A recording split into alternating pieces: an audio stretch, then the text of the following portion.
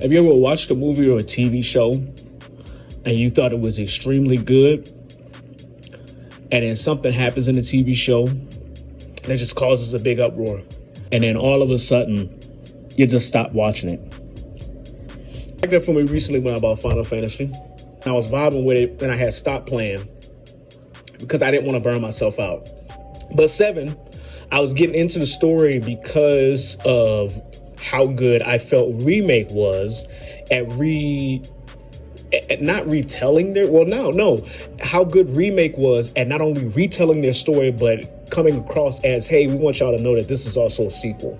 And I thought that was pretty cool because from my standpoint, at least from the stuff that I watch and the entertainment that I consume, I haven't seen a company come out and say remake or do a remake and it be technically, yes, a remake, but also a sequel at the same time. That's a new aspect for me that I've seen. If y'all know something else, let me know in the comments. I might check it out.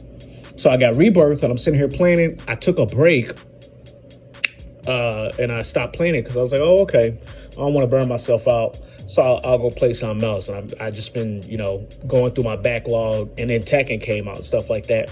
What made me not want to go back, and yes, this is spoiler territory. So if you haven't finished Rebirth, do whatever what you will, if you give a fuck. But I found out Aerith died. And that was very disappointing to me. But when I found this out, I'm like, that ruined the whole fucking story for me. That ruined the whole goddamn story for me. Ever since I've been hearing about Final Fantasy VII, and, there's the whole, who's best girl? Is it Yuffie? Which I don't understand because she's literally a fucking kid. Actually, no, I guess I get it. I guess I get the whole thing for Yuffie because back when FF7 came out, I guess the people that played it were teens.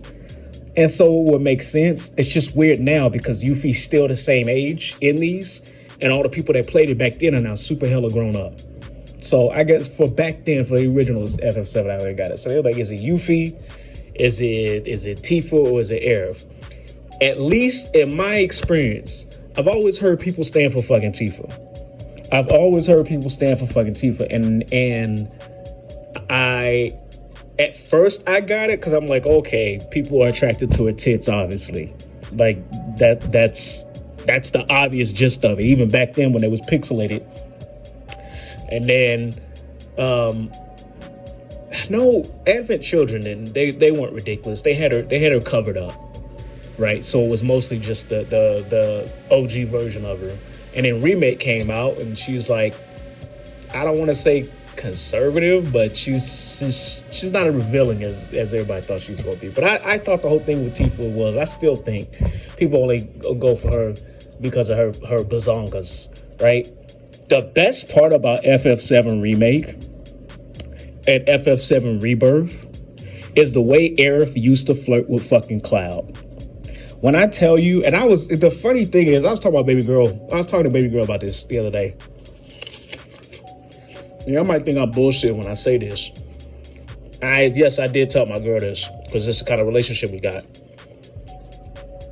Tits are nice, every now and then. I gotta be honest. I'm a guy.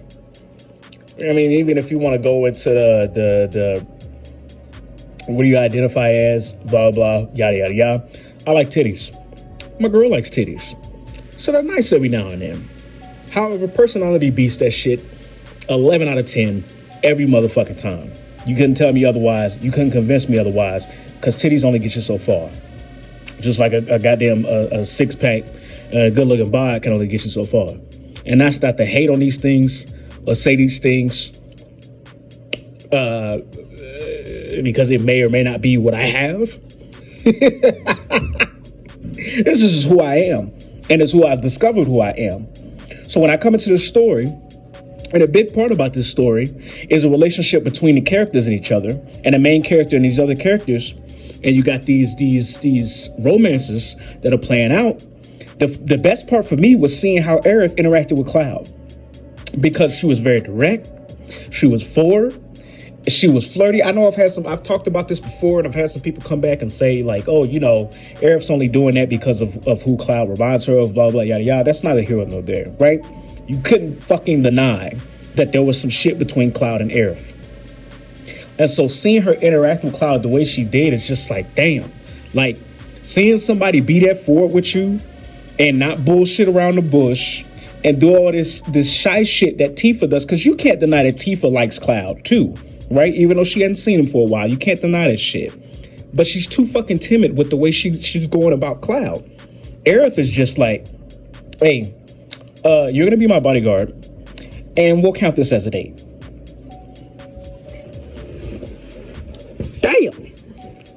Damn, they make them like that in video games. And look, she ain't even as strong as physically, the character, but baby girl's like the baddest magic user in the whole FF7 universe, right? So she can hold one down for Cloud. And they got this little banter going back and forth. Like, she's so perky but motherfucking fierce with her shit, and she ain't afraid to fucking say it. Like, she's direct. Tifa's like, Cloud, where have you been? How come you can't talk about what you told me you can't talk about? No. I don't even like seeing that shit on actual TV shows. It bugs the shit out of me. Like this girl that's going around now. It's like, oh, how come I gotta spell shit out for y'all? How come I gotta do this? No. Say what the fuck you mean. Say what the fuck you want. That's why I vibe with Eric.